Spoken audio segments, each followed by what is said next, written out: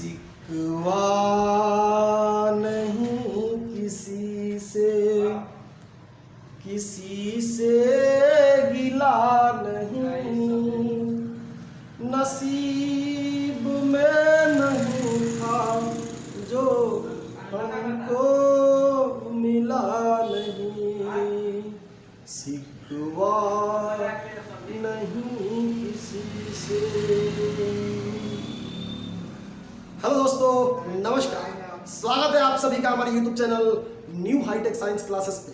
जैसा कि आप जानते हैं कि इस YouTube चैनल पर हम biology topic by topic, chapter by chapter पढ़ाते हैं, तो बने रहिए इस वीडियो के अंत तक। आज हम आपको पढ़ाने वाले हैं NCERT बायोलॉजी का प्रथम चैप्टर यानी first chapter process of life, जैव प्रक्रम का दूसरा पार्ट, जिसमें हम कवर करने वाले हैं न्यूट्रिशन को यानी पोषण को, पोषण के प्रकार को यानी स्वपोषण को कवर करने वाले हैं, पर पोषण को कवर करने वाले हैं, ये बताने वाले हैं कि स्वपोषण क्या होता है और किस प्रकार के जीवों में होता है, पर पोषण क्या होता है और ये किस प्रकार के जीवों में होता है। मैं दावे के साथ कह सकता हूं कि आप यदि इस क्लास को करते हैं, इस वीडियो को अंत तक देखते हैं, तो यह जो मैं पढ़ाऊंगा स्वपोषण पर पोषण, ये कभी आपको लाइफ में नहीं भूलेगा, गारंटी मेरी है। इसमें आपको प्रकाश संश्लेषण के बारे में भी मैं पढ़ाऊंगा,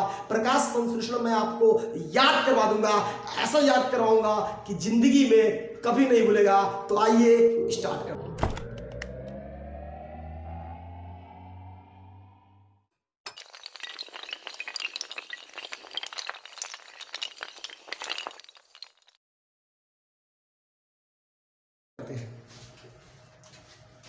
हमें पढ़ना है पोषण के बारे में। तो स्टूडेंट, पोषण को हम लोग इंग्लिश में न्यूट्रिशन बोलते हैं। पोषण को हम लोग न्यूट्रिशन बोलते हैं। और न्यूट्रिशन यदि हम समझने का प्रयास करें कि किसे कहते हैं, यानी पोषण हम समझने का प्रयास करें कि किसे कहते हैं, तो बड़ा सिंपल है। जैसे हम सभी मान लीजिए भोजन करते हैं, तो भोजन करते हैं तो क्या होता है कि वह भोजन हमारे मुख गुहिका में जाता है, ठीक है, और ये मुख गुहिका से होते हुए हमारे इस ओसोफेगस यानी कि हमारे विंड पाइप से होते हुए हमारे स्टमक में जाता है, स्टमक से आपका वो आपके स्मॉल इंटेस्टाइन में ग्रहणी से होते हुए आपका फिर लार्ज इंटेस्टाइन में जाता है, फिर जाकर के वहाँ टोटली डाइजेस्ट हो जाता है, पूर्णतः पच जाता है। पचने के बाद क्या होता है, कैसे होता है, हमें उससे मतलब नहीं है, हम आगे इसी चक्कर में पढ़ाने वाले हैं, तो वो आपको समझाएंगे, ठीक है। लेकिन अभी हमको एक चीज जानना है कि मतलब पोषण कहते किसे हैं। तो इसमें हम समझ लेते हैं। सबसे पहले जब भी कोई जीवधारी भोजन करता है, तो वह माना कि भोजन किया और भोजन करने के बाद वह अंदर जा करके उसका पाचन हुआ, और जो तीसरा स्टेप होता है उसमें ऊर्जा मुक्त होता है। यानी कोई भोजन जीवधारी करता है, उसका पाचन होता है और ऊर्जा मुक्त होता है। कोई जीवधारी भोजन करता है, उसका पाचन होता है, ऊर्जा मुक्त होता है। कोई जीवधारी भोजन करता है, उसका पाचन होता है, ऊर्जा मुक्त होता है। ये तीन चीजें हमको समझनी है, ठीक है। माना कि हमने भोजन किया, उसका पाचन हुआ और उससे ऊर्जा मुक्त हुई। ये कहाँ होता है, कैसे होता है, मैं एक बार थोड़ा सा एक्सप्लेन करना चाहूँगा। जब हम भोजन करते हैं तो ये हमारे मुख गुहिका से होते हुए हमारे विंड पाइप यानी कि हमारे ग्रास नली से होते हुए हमारे स्टमक में जाता है। ये डाइजेस्टिव सिस्टम में जब रन कर रहा होता है, तो उस समय हमारे बॉडीज, हमारे डाइजेस्टिव सिस्टम से बहुत सारे पाचक रस काम कर रहे होते हैं, उस पर कार्य कर रहे होते हैं, और उसको पचाने का कार्य कर रहे होते हैं, उसको सरलीकृत करने का कार्य, उसको डाइजेस्ट करने का कार्य कर रहे होते हैं। टोटली वह पच जाता है। हाँ, पचता क्या है, कैसे पचता है, पाचन किसे कहते हैं, जस्ट इसके बाद मैं आपसे चर्चा करूंगा कि पाचन क्या है। अभी हमको पोषण को समझना है, ठीक है। तो पाचन आप देख रहे हैं, पोषण आप देख रहे हैं कि भोजन हमने किया, उसका पाचन हो गया।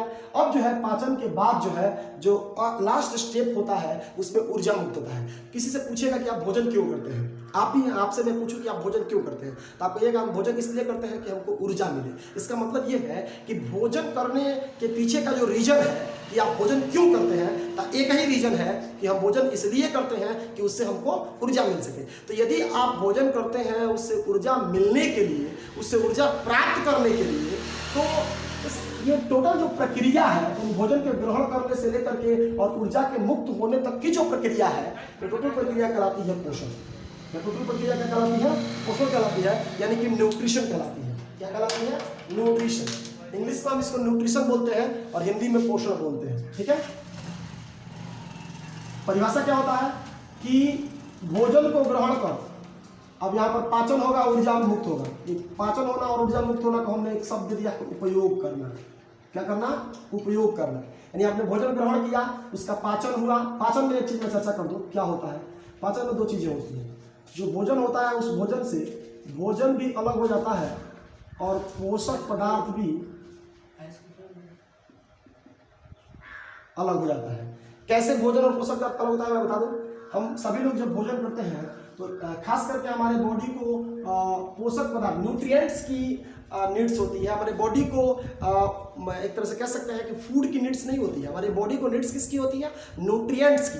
ठीक है स्टूडेंट, तो हमारे बॉडी को जब न्यूट्रिएंट्स की नीड्स होती है, लेकिन हम फूड लेते हैं। क्यों लेते हैं? क्योंकि न्यूट्रिएंट्स जो होता है वो फ्री स्टेट में नहीं मिलता है। तो हम जो है क्या करते हैं? फूड को लेते हैं, फूड से हमको न्यूट्रिएंट्स, जैसे हमने मान लो चावल लिया, चावल की इसमें हमको मिलता है कार्बोहाइड्रेट्स। ठीक है, चावल से हमको क्या मिलता है? कार्बोहाइड्रेट्स मिलता है। हमने माना कि दाल खाया, तो दाल से हमको क्या मिलता है? प्रोटीन मिलता है। हमने माना कि तेल या घी लिया, हमको इसमें क्या मिल जाएगा? वसा मिल जाएगा। हमने माना कि सब्जी और फल लिया, इससे क्या मिल जाएगा हमको? इससे मिल जाएगा विटामिन और खनिज लवण। ठीक है, तो स्टूडेंट हम देख रहे हैं कि हम जो भोजन कर रहे हैं, उस भोजन में हमको क्या मिल रहा है?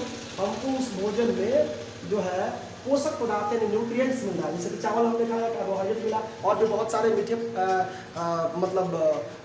भोजन होते हैं जिसमें आपको कार्बोहाइड्रेट मिल जाता है। जैसे कि आपको मैं बता दूं कि जैसे आप आलू खाते हैं, चुकंदर खाते हैं, गन्ना खाते हैं, और भी जैसे रोटी खाते हैं, तो उसमें आपको ऑब्वियसली कार्बोहाइड्रेट्स मिलता है। ठीक है, कार्बोहाइड्रेट मिलता है और प्रोटीन आपको दाल में मिल जाएगा। जैसे कि आप अंडा खाते हैं या फिर कोई मछली खाते हैं, चाहे वो सार्डिनज हो, हेरिज हो, टूना हो, कोई भी मछली हो, समुद्री मछली हो, छोटी मछली, बड़ी मछली, आप खाएंगे तो उससे प्रोटीन आपको मिल जाएगा। अंडा में प्रोटीन मिल जाता है।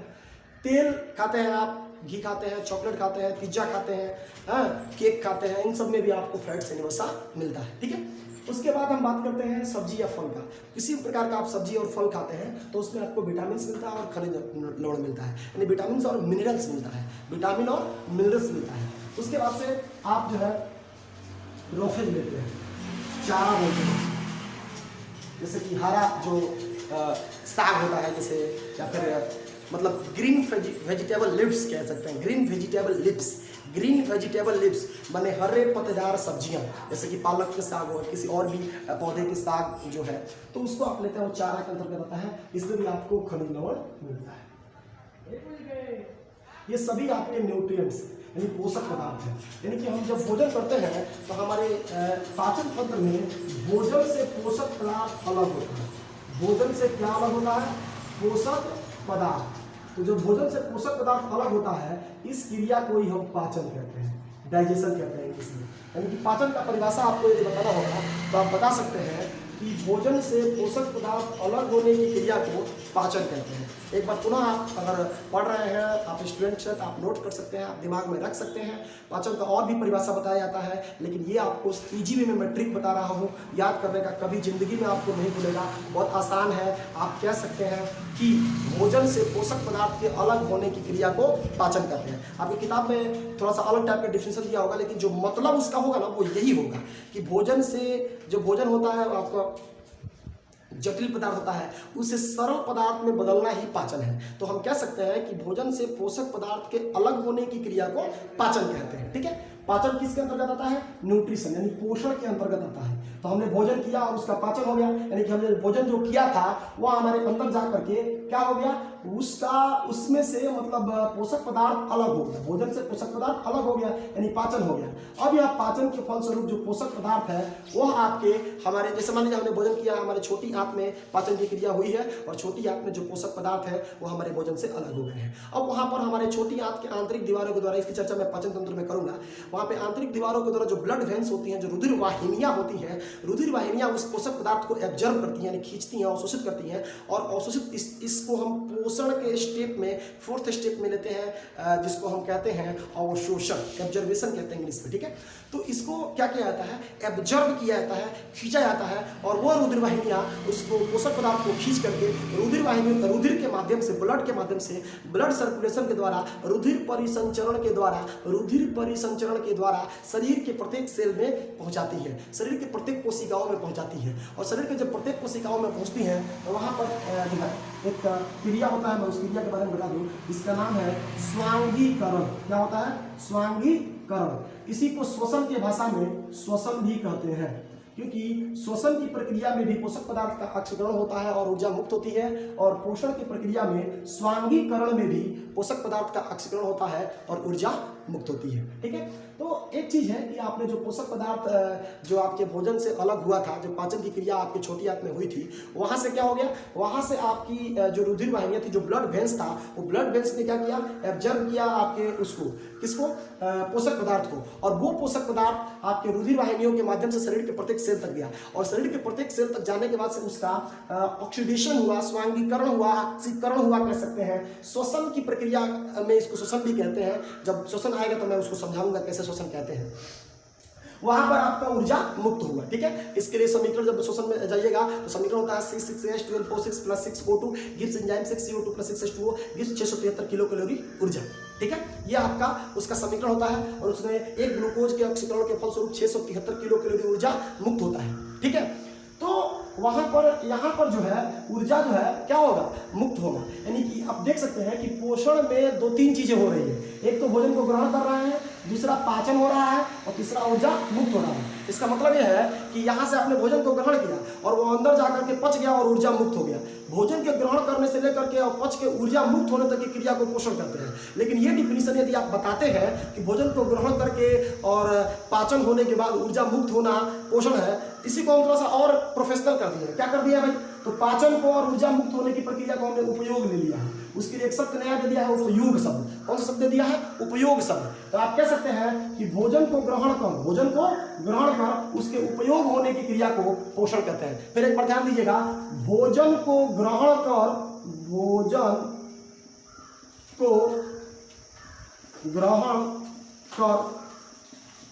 उसके उपयोग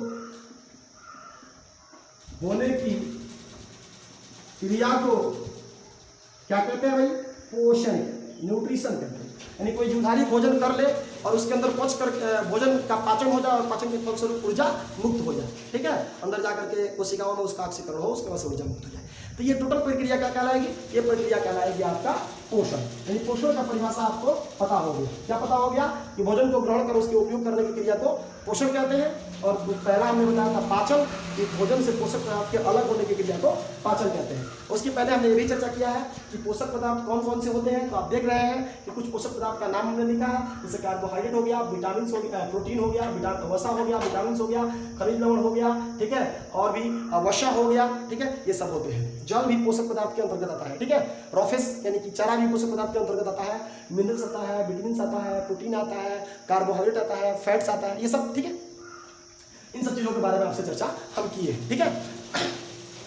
और भी नेक्स्ट वीडियो में आपको और भी बेहतरीन तरीके से कुछ चीजों को चर्चा करेंगे।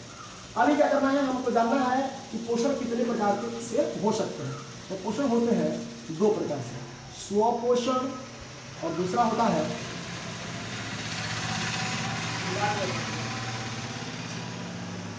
परपोषण। पहला होता है स्वपोषण और दूसरा होता है परपोषण। साफ कर दो थोड़ा सा।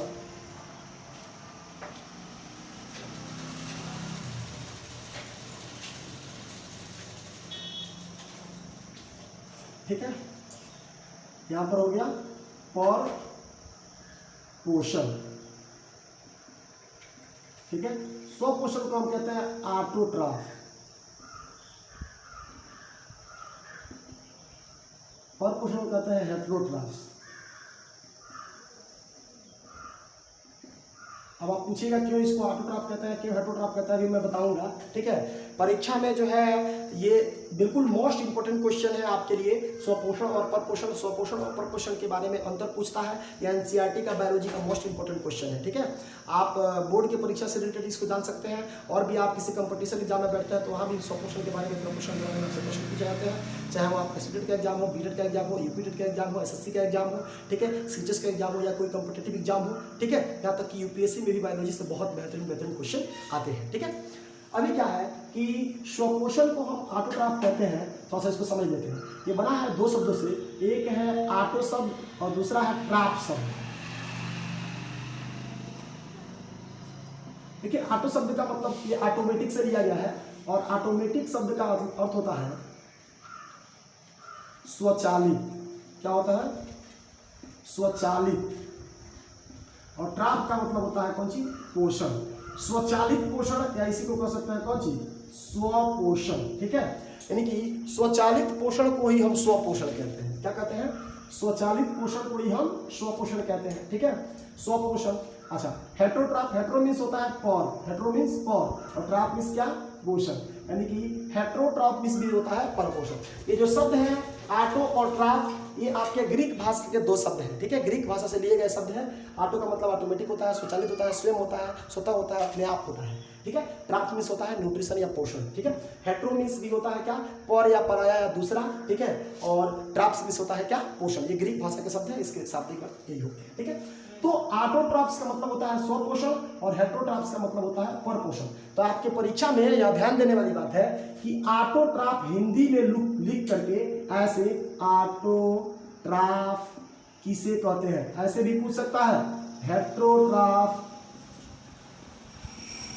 किसे कहते हैं, ये भी पूछ सकता है, ठीक है। तो जब आपकी परीक्षा में ऑटोट्रॉफ और हेटेरोट्रॉफ करके जब क्वेश्चन को पूछेगा, तो आप इजी वे में यहाँ जानिएगा कि जब ऑटोट्रॉफ पूछ रहा है तो वह स्वपोषण है, और हेटेरोट्रॉफ पूछ रहा है तो वो परपोषण है। अब आइए थोड़ा जानते हैं कि इसका परिभाषा क्या होता है। तो परिभाषा जानने से पहले मैं आपको बता देता हूँ कि सबसे पहले ये जो प्रक्रिया है ऑटोट्रॉफ की, यानी स्वपोषण की, ये किसमें होती है। तो आपको मैं बता दूँ कि जब भी बच्चों से पूछा जाता है कि ऑटोट्रॉफ की प्रक्रिया किसमें होती है, स्वपोषण की प्रक्रिया किसमें होती है, तो बच्चे कहते हैं कि ऐसा है कि जो पेड़ पौधे होते हैं उनमें स्वपोषण की प्रक्रिया होती है। बिल्कुल सही बात है, इसमें कहीं से भी शक नहीं है, बिल्कुल सही है, और भूलने की जरूरत भी नहीं है। हाँ, लेकिन एक बात जरूर याद रखने की जरूरत है कि पौधों में तो स्वपोषण की प्रक्रिया होती ही है, लेकिन इस पृथ्वी पर कुछ ऐसे भी जीवधारी है जिनमें वो पौधे नहीं हैं, लेकिन उसके बावजूद भी उनमें स्वपोषण की प्रक्रिया होती है। वे कौन है भाई? तो वे हैं आपके कुछ जीवाणु ऐसे होते हैं जिनमें स्वपोषण की प्रक्रिया होती है, ठीक है। वो कैसे होती है मैं इसी वीडियो में, तो इस वीडियो में तो नहीं, टाइम थोड़ा ज़्यादा हो गया है, हम नेक्स्ट वीडियो में उसकी चर्चा करेंगे, लेकिन पाठ यही होगा, जय पराक्रम होगा, इसमें आपको हम बताएंगे। चलिए फटाफट जान लेते हैं कि जिन जीवों में स्वपोषण की प्रक्रिया होती है उन्हें कहते हैं स्वपोषी कहते हैं। सिंपल बात है कि जिनमें स्वपोषण की प्रक्रिया हो उन्हें स्वपोषी कहेंगे। क्या कहेंगे? स्वपोषी कहेंगे। और जिनमें परपोषण की प्रक्रिया हो उन्हें परपोषी कहेंगे। क्या बोले हैं? जिनमें स्वपोषण की प्रक्रिया हो उन्हें स्वपोषी कहेंगे, और जिनमें परपोषण की प्रक्रिया हो उसे परपोषी कहेंगे। यानी कि जंतुओं में परपोषण की प्रक्रिया होती है तो जंतु क्या है? परपोषी हैं, और पेड़ पौधों में स्वपोषण की प्रक्रिया होती है तो वह स्वपोषी है, ठीक है। इतना आपको समझ में आ रहा है? थोड़ा सा और आइए, जैसे आप देख रहे हैं दो तीन चीजें हैं, पोषी, पोषण और पोषक पदार्थ। ये मैं नेक्स्ट वीडियो में चर्चा करूंगा क्योंकि टाइम नहीं है, पहले इसको समझ लेते हैं, ठीक है। वे जीवधारी जो अपना भोजन स्वयं बनाते हैं स्वपोषी कहलाते हैं, और उनमें होने वाली पोषण की प्रक्रिया स्वपोषण कहलाती है। फिर एक बार सुनिएगा, वे जीवधारी जो अपना भोजन स्वतः या स्वयं बनाते हैं, अपने आप बनाते हैं, उन्हें हम स्वपोषी कहते हैं, और उनमें होने वाली पोषण की जो प्रक्रिया होती है उसे हम स्वपोषण या ऑटोट्रॉफ कहते हैं, ठीक है। बिल्कुल आप वीडियो को पुश करके दोबारा लिख सकते हैं, ठीक है। अब देखिए दूसरा जो है वो है आपका हेटेरोट्रॉफ या परपोषण। तो हम परपोषी और परपोषण दोनों का डिफिनीशन एक में बोल रहे हैं, ठीक है। आपको इसमें कंफ्यूज होने की कोई जरूरत नहीं है। कैसे? सुन लीजिए। आप बोल सकते हैं कि वे जीवधारी जो अपना भोजन स्वतः नहीं बनाते हैं बल्कि अपना भोजन बनाने के लिए दूसरे जीवधारियों पर आश्रित होते हैं। वे जीवधारी जो अपना भोजन स्वतः नहीं बनाते हैं बल्कि अपना भोजन बनाने के लिए दूसरे जीवधारियों पर आश्रित होते हैं तो उन्हें हम परपोषी कहते हैं और उनमें होने वाली पोषण की प्रक्रिया को परपोषी पोषण कहते हैं। सॉरी, क्या बोलते हैं? परपोषी पोषण नहीं, परपोषण कहते हैं। क्या कहते हैं? परपोषण। ओके, तो परपोषण बता दीजिएगा, बिल्कुल सिंपल है, ठीक है। हाँ, परपोषण को ही हम हेटेरोट्रॉफ कहते हैं। तो परीक्षा में यदि पूछ होता है कि ऑटोट्रॉफ किसे कहते हैं और हेटेरोट्रॉफ किसे कहते हैं, कैसे बताइएगा? आप बता दीजिएगा कि वे जीवधारी जो अपना भोजन स्वयं बनाए उन्हें स्वपोषी कहते हैं और उनमें होने वाली पोषण की प्रक्रिया स्वपोषण या ऑटोट्रॉफ। अच्छा, जो जीवधारी अपना भोजन स्वयं न बनाए दूसरे पर आश्रित होकर बनाए तो वो परपोषी है और उनमें होने वाली पोषण की प्रक्रिया परपोषण या हेटेरोट्रॉफ है, ठीक है। तो ये रहा इस वीडियो में, मुझे लगता है इससे इतना ही कवर हो पाया है, ठीक है। हमने आपको 2-3 चीजें कवर की है। पहला तो हमने कवर किया आपको पोषण किसे कहते हैं, ठीक है। दूसरा हमने कवर किया आपको पाचन किसे कहते हैं। तीसरा हमने आपको कवर किया है कि पोषक पदार्थ कौन कौन से होते हैं। चौथा हमने आपको कवर किया कि पोषण का प्रकार क्या होता है।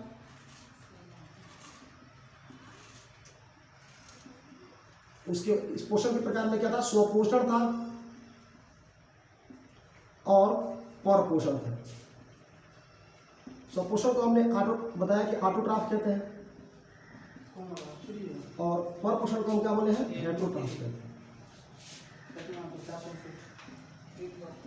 ठीक है। हेटेरोट्रॉफ कहते हैं। इतना हमने चर्चा किया है। आई होप कि आपको समझ में आया होगा, ठीक है। और यदि आपको समझ में आया होगा तो मैं आशा करता हूँ पुनः इससे भी बेहतरीन लेकर के आपको नेक्स्ट वीडियो में आऊँगा।